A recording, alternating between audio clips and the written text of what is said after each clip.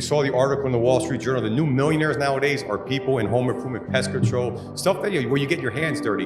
So what do you think is the key? You mentioned a lot of good things. I think being vulnerable is key. Everyone wants to show success. They want to show this driving a Lamborghini, doing all this stuff. But I think the fact that you showed your struggles, your ups and downs, it makes you more relatable. Would you agree? Exactly. Stories are what attracts the most people. They want to be. They want to just be the social media influencer that is going to provide the opportunities. But people are not going to go with you unless they've seen that you've done it. So first of all, do it. Make sure that you're on the stripes and that you've done it. And then show the proof through social media by documenting your story. People at the top are no longer relatable. That's why they want to start when they're at the top. And I say to people, just start documenting your results, and that includes the struggle. So what I did when I came to the United States as an immigrant is like, I'm just gonna document myself knocking on the doors. And then people are starting over the years, I created an audience, and to the point that when I blew up, they were like, Mosiah, I want that opportunity. And that's kind of how it went organically. So now I have people coming up to me because they trust me, and then I say, I'm gonna provide you the opportunity, and I can put them in different teams that I know they work. And that's how they trust me through social media.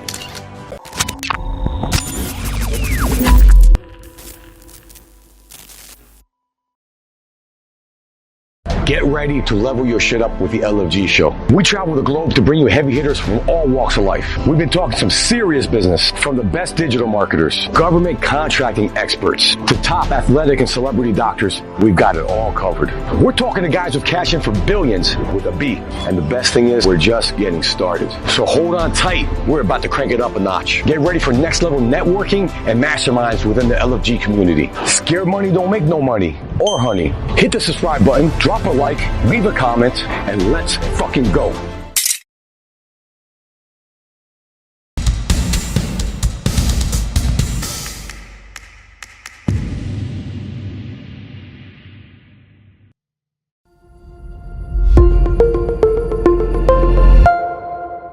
All right, guys, I got something very interesting for you. I got Mosiah Martinez. He's doing something that's blowing my mind away. He's doing recruiting. Recruiting, though, not traditional recruiting. He's doing it through social media, which I would imagine leads to better candidates, stickier people that don't quit, and then you got to reinvent the wheel, right? So let's talk about it. Let's talk about the success you're having with it, and how are you doing it? Yeah, Dave, thanks for having me here. I'm excited. Recruiting through social media is all about showing the proof that you've been able to do it first. So a lot of people are, posting, and they want to just be the social media influencer that is going to provide the opportunities.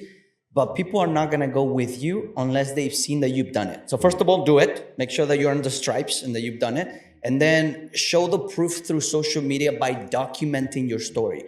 People at the top are no longer relatable. That's why they want to start when they're at the top. And I say to people, just start documenting your results, and that includes the struggle. So what I did when I came to the United States as an immigrant is like, I'm just gonna document myself knocking on the doors. And then people are starting over the years, I created an audience, and to the point that when I blew up, they were like, Mosiah, I want that opportunity. And that's kind of how it went organically. So now I have people coming up to me because they trust me, and then I say, I'm gonna provide you the opportunity, and I can put them in different teams that I know they work. And that's how they trust me through social media. All incredible stuff. So when we talk about recruiting, is it for solar, roofing? Like what's the verticals you're focusing on? I do focus on solar mostly. Mm-hmm. So right now I have multiple teams in different states, California, Arizona, mostly Texas, and a couple ones in Florida. But I focus as well on roofing and pest control. Got it. All fast-growing markets. We saw the article in the Wall Street Journal. The new millionaires nowadays are people in home improvement, pest control, stuff that where you get your hands dirty. So what do you think is the key? You mentioned a lot of good things. I think being vulnerable is key. Everyone wants to show success. They want to show this driving a Lamborghini, doing all this stuff. But I think the fact that you showed your struggles, your ups and downs, it makes you more relatable. Would you agree? Exactly. Stories are what attracts the most people because, when you're at the top, it seems unreachable for many people that want to start. They want to see someone that they can relate to. And in order to do that, you need to show them that you are a human. And yes, I buy Section 8 properties. People have asked me, how do you buy multiple Section 8 properties? Or how do you buy your Tesla or rental properties when you've only been in the United States for a few years? But yeah, that stuff is not relatable. When you show them the struggles, then they think, I want to work with you, Mosiah, because you look like a human. You show me the real you. And I'm vulnerable. Yes, you got to be vulnerable on social media. But yeah, do they make fun of you? Yeah, sometimes. But at the end of the day, I'm able to attract the right people that I need in my team. Because you don't need everybody on recruiting. Do you agree? I agree. No, Like you don't need everybody. You just need specific key players that are gonna relate to your brand and your work ethic and your character. And those are the people that you want to attract. So be you, don't be someone else because everybody else is taken, in my opinion. So, what's that? Wrap it up there? Oh, I thought you said wrap it up. I got confused. No, that was awesome. Okay, so how does the process work? Okay, let's say, I'm assuming you have contracts. Like, let's say I have a roofing company in Miami, right? And I'm having a hard time recruiting people. I contact you, and you. How do we work out a deal, or how does it work? Yeah, great. Yeah. So what I will do is use my normal social media, what I do, because I do these for a living. Recruiting is a lifestyle. It's not an event, it's a lifestyle. You have to do it every day. It's like what you have to do every day. So by me doing what I do, using my platform, which has a good amount of followers, I always have like about 1 million views on my Instagram per month. So I'm getting leads. I'm constantly doing the work. So if I trust someone like you in your company and you say, hey, I have a blitz in December. I need 5 reps. Can you do that for me, Mosiah? Sure. Let me just work and I'll send you 5 reps and then you take care of them. But I need to trust that your systems will work so that way these 5 people are going to be taken care of, right? Yeah. And then I'm going to send those to you and then we can get onboarded, you and I, as a recruiter partnership. It's going to be exclusive recruiting addendum, and then I send you leads, and then I get an override. Got it. So it's value for value. I love it. So I like the fact that you're qualifying your clients first, because you want to make sure them first. Yes. Yeah, you make sure that it's going to be a win-win. And I do that for leads too. For every 20 people that want to buy leads from me, we only select one, because most people don't know how to work the leads. They're too small. They don't have a call. I want to talk about that later. They don't have a dialer. They don't know that stuff. So there's a new endeavor called Roofs in the Box. It's just, man, from day one, it's taken off. When I first started getting into the roofing industry, what was happening was my fixed costs were always there. And so for me, I was looking at how can we kind of, 1, save on these costs, and then 2, how do I not lay people off during down times? But also maybe even the ability to pocket more money during the slow season or even the peak season. Since we've done this before, like with our lead gen companies where we have virtual staffing and from Argentina or Colombia, I'm like, why don't we do the same thing in the construction business? Now, once we figured it out, so we reduced their fixed cost by 70%. And so now during the downtime, they have real seasoned veteran type of players. But during the uptime, they pocket 70% of their operational costs are now going back in their pocket. And then when it's time to scale, they have the back end prepared, already ready to go to help them like lift off. Depending on what state you're in, you're averaging about 12.5% on what you pay out on taxes, insurance, all the different insurances that you have to pay out, right? So yeah, you don't have to pay out unemployment. You don't have to pay out FICA insurance, Medicare, Social Security, the things that business owners have to eat. Roofs in the Box is not just limited to roofing or home improvement companies. You can use it for any services, right? You can use it for IT. We use them internally for data sales, for hygiene, for analytics. It doesn't even matter what the vertical is. It's like business in the box at the end of the day. Pretty much, yeah. What's a good candidate for you that you like, I want to work with this person, they can make this work? I used to do the Zip Recruiter, and then I would get a bunch of people that are zero motivated. They are not go-getters. And you and I know that to do solar and door-to-door sales or solar or sales in general, it's not for everybody. You need specific characteristics from people. Hardworking, motivated, go-getters, like they are able to overcome the struggles.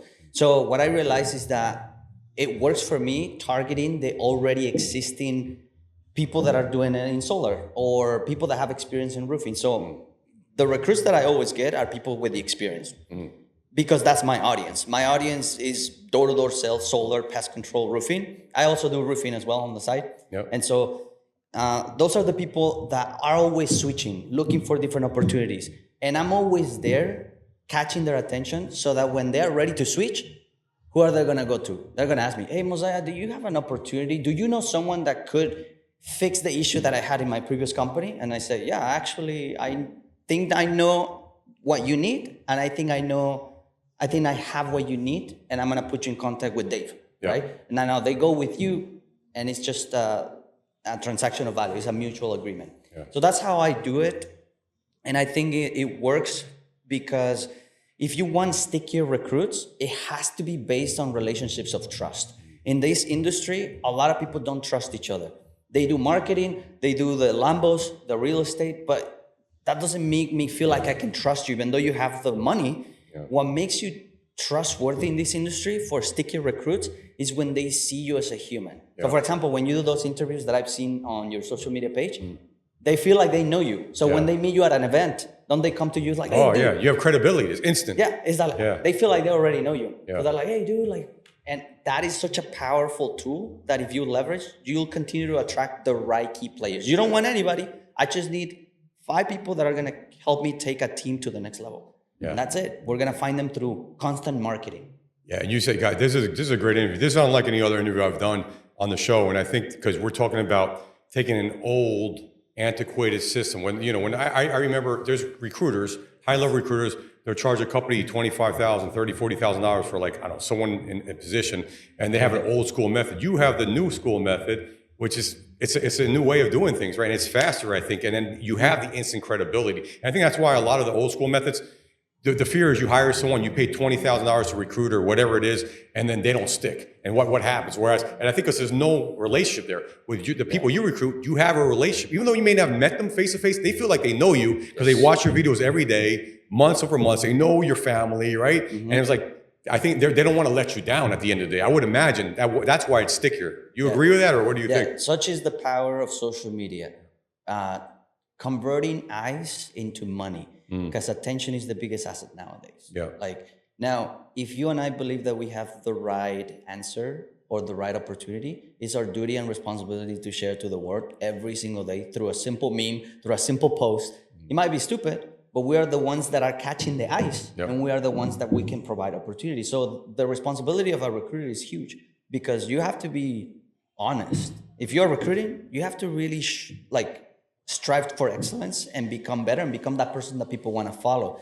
The best recruiting is done by you actually doing the work that you're preaching. So if you're preaching, hey, I'm going to help you make $100,000, well, hopefully you have some proof that you've done it through that industry, right? So I'm not going to preach, hey, I'm going to change your life through solar if solar hasn't changed my life in one sense.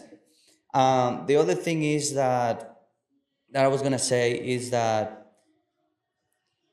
you know, if you're in the sales industry, like you need to understand that you're also in the recruiting business. 100%. And start doing it as soon as possible.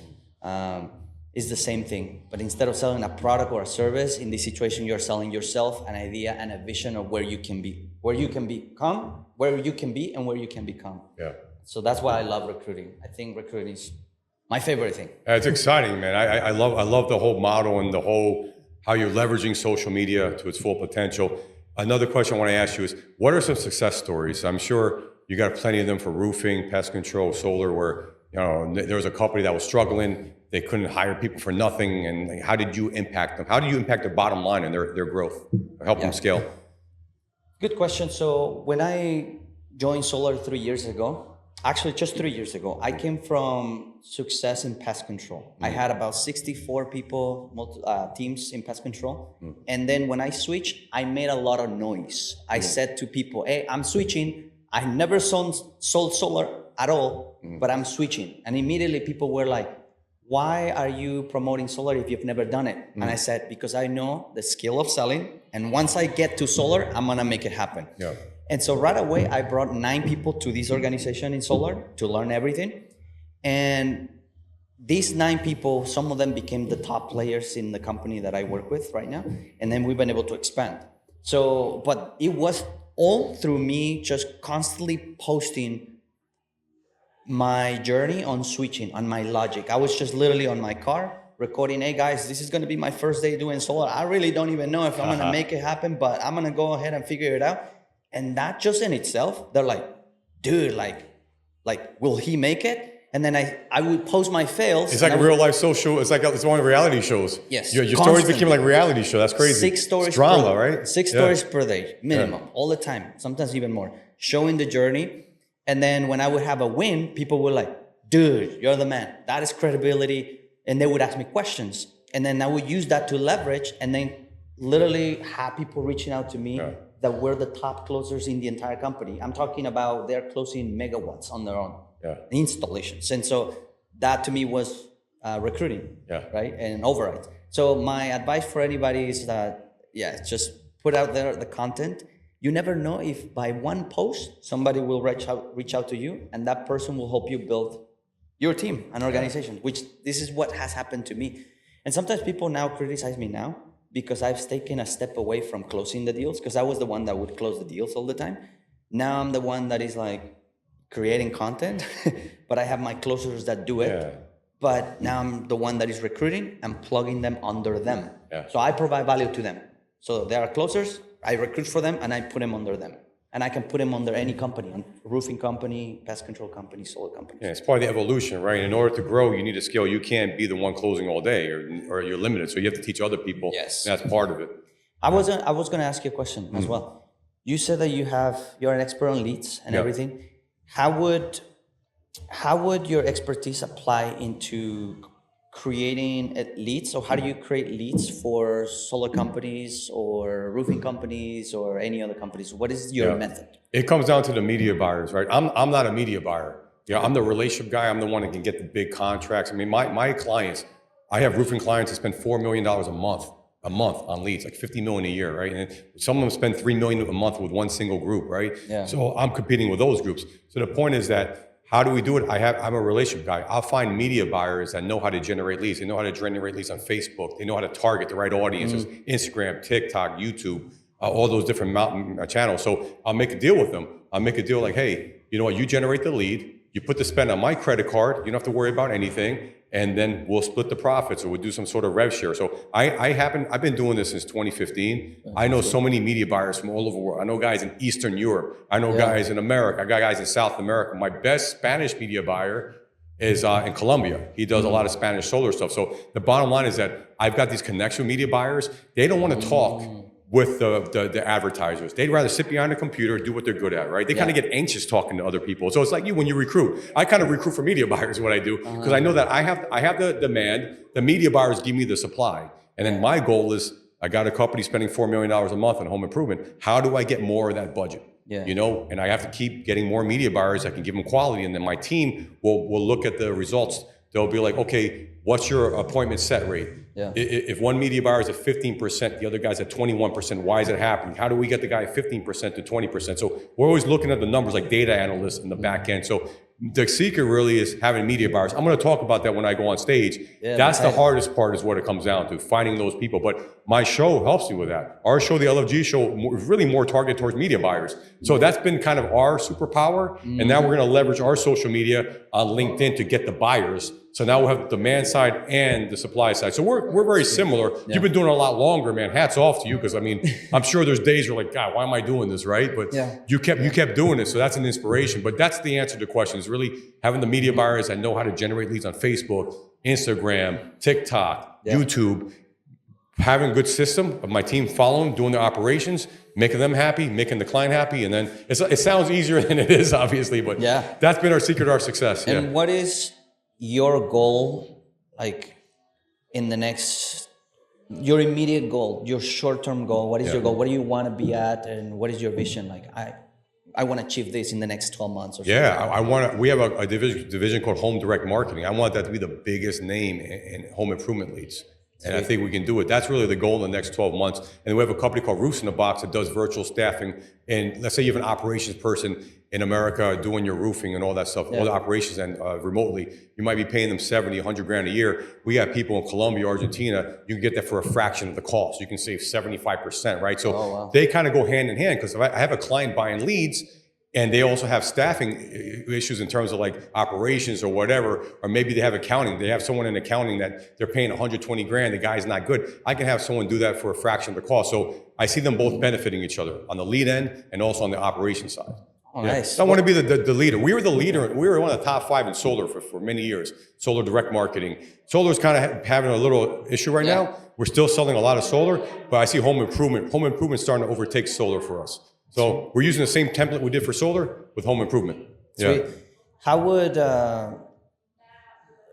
so now I see that you recently started doing more content on social media, right? We started like in January last year, Cool. And I see that marketing being done is super clean, so shout out to him. Shout out to Chance. He's doing right. So when it comes to social media, how has social media create a positive impact on better results before doing social media and comparison to now doing social media? Yeah, it just makes you more of a name. Again, a lot of reasons why I go to these shows, why I agree to speak on stage. And trust me, this is gonna be my first speech ever doing Spanish, right? And Spanish is not my first language. My mother's Venezuelan, I learned from her, right? But the thing is that I wasn't like 100% fluent, but I'm gonna do it to get outside of my comfort zone, right? So the point is that that's how you grow as a person, right? So I know after I do that, I'm gonna feel like I'm on top of the world. Let's give me some other challenge. But the point is that prior to the social media, people knew me in the industry, but not everyone knew me. Now, maybe 40% of people knew me. Now I feel with social media, 70-something% know me, right? And that gives you a big leg up. We got a media buyer from the show that we're doing great with solar on right now. This guy didn't know about us before the show came out. So again, this show I'm realizing is really good for attracting the media buyers. And at the end of the day, the media buyers are the ones that are generating the leads. They generate the good leads, and then you can sell them to your clients. At the end of the day, when you're doing recruiting for your client, you want to give them value. You want to give them recruits that are going to help move the needle for them. I want to provide leads and services to my clients so that they can grow, make more money, and they see me as their go-to. They see me as their consistent person. So if I can have the media buyers that I take care of, consistently giving them good leads, they're not going to want to buy leads from anyone else but me. So that's really how social media has helped me position myself more of an expert, and it's helped me learn, man. When I'm talking to you, I'm like, wow, man, you're you're inspiring me, man, hearing what you're saying, how you get like, 1 million views a month, right? And my goal isn't to get a million views, but my goal is to get, how do I move the needle so I go from 70% of people knowing me to 90%, right? Yeah. So hearing from you is giving me good ideas. I spoke with Paulina earlier, give me great ideas, right? We spoke with Boris from senior living facilities. I'm like, wow, that's something good to look out for, right? So it's just not only getting known, but also the knowledge that comes, the knowledge sharing. Now we know each other. It breaks the ice with us. I see you again, like now you have trust with me, right? So it's like, there's so many benefits of social media. I can't emphasize enough. Yeah, I got to be more vulnerable, I realize, by talking to you. And I'm going to start doing that. It's got to showing the raw day, right? Yeah. And then one last question so I can post that. Because I think this is cool. Yeah. Because you have the value to add to your audience. Yeah. So I can promote your audience. This is the cool thing about social media is that when we do like a little podcast, I can create it, edit it, because I do my own edits and everything, edits and production and everything.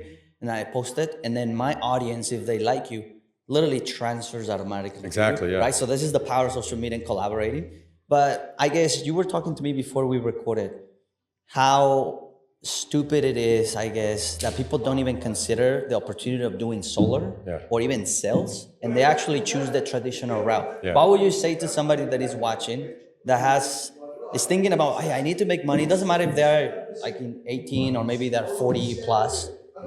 How would you say, like, if they're thinking, maybe I should stay in the traditional route, maybe I should just go to school, right? What would you say to someone like that?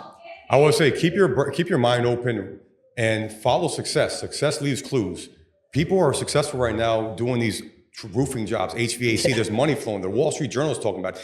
Wall Street is the biggest, not just Wall Street, the financial markets reward results. The results are in home improvement. Now, every 20 years, someone's got to change their roof. Their HVAC goes out at some point. They got to change their windows, right? They got to fix the bathroom. There's always going to be a demand. There's always a demand, right? So think about that and step outside your comfort zone. If you're used to one way, what have those results gotten for you? It's probably gotten you here.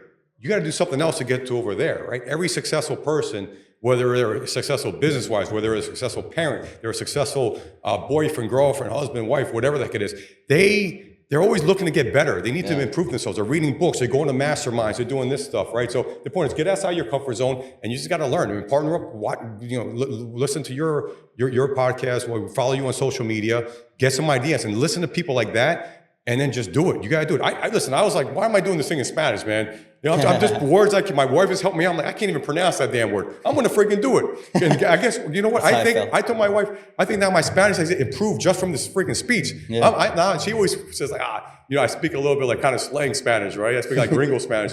But hey, now I feel like I'm stepping up. But I got outside my comfort zone. So people got to get outside their comfort zones. You want to grow? That's the only way to do it. Amen. I love that. Because that relates to how I felt when I came to this country. Yeah, you came from Mexico, right? Yeah, and I've only been, as you can tell, I still have an accent. I had to learn the language on the doors, but I had to get out of my comfort zone. And I was scared to do it. I didn't know if I was going to do it. You know, a lot of people told me like, hey, send me somebody that speaks English. I don't understand what you're selling me at the door. It was hard. But then, as you said, just got out of the comfort zone and eventually started picking it up. It was a challenge, even speaking in English as well, or in like on stages or social media, doing videos on social media is a challenge. But, you know, if this opportunity was able to change our lives or changes the lives of many people, sales, roofing, solar, then it's something that, and if I was able to do it, like a Mexican immigrant that came from Ixtapaluca, shout out to Ixtapaluca, then I feel like anybody can do it. Don't you agree? Like if I was able to do it, you can do it. You just have to be able to be in the right places with the right systems, the right companies, the right teams, and do your research about what companies provide the service that is going to benefit you as a rep. And then you can literally take your income to, I don't know, $50,000 in 4 months in a summer to $100,000 in a summer. And then go and sell a product that actually benefits the customer. For example, a roof, they're gonna need it, right? Of course. Solar, everybody consumes electricity. It's gonna be needed.